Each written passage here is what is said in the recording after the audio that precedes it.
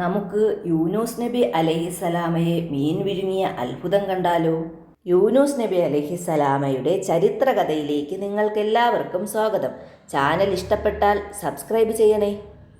വളരെ വളരെ വർഷങ്ങൾക്ക് മുമ്പ് ജനങ്ങൾ കല്ലുകളെ ആരാധിച്ചിരുന്നു. അവരോട് സത്യദൈവത്തെക്കുറിച്ച് പറയാൻ അള്ളാഹു യൂനൂസ് നബി അലൈഹിസ്സലാമയോട് ആവശ്യപ്പെട്ടു.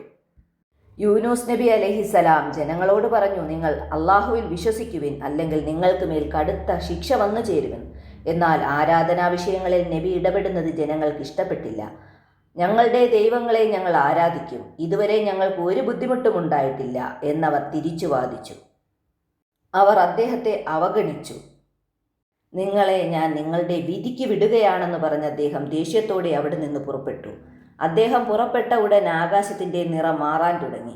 അവർക്ക് തീയിടുന്നത് പോലെ തോന്നി. ശരീരം പൊള്ളുന്ന പോലെ ചൂടനുഭവപ്പെട്ടു. ഈ കാഴ്ച കണ്ടവർ ഭയന്നു. ആദം, സമൂദ്, നൂഹ് ജനതകളുടെ നാശത്തെക്കുറിച്ച് അവർ ഓർത്തു.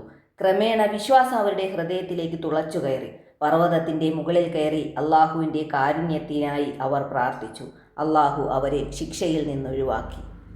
ഈ സമയത്ത് യൂനൂസ് നബി അലൈഹിസ്സലാം കപ്പലിൽ യാത്ര ചെയ്യുകയായിരുന്നു. തിരമാലകൾ പർവ്വതത്തേക്കാൾ ഉയരത്തിൽ വന്നു.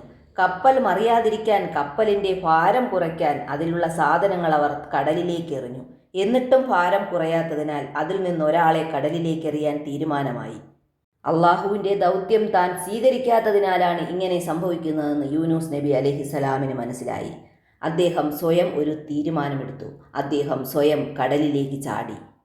അപ്പോൾ ആ കപ്പലിനെ പിന്തുടർന്നു വന്നിരുന്ന ഒരു തിമിംഗലം ഒട്ടും താമസിയാതെ പ്രവാചകൻ യൂനൂസ് നബി അലൈഹിസ്സലാമിനെ വിഴുങ്ങി.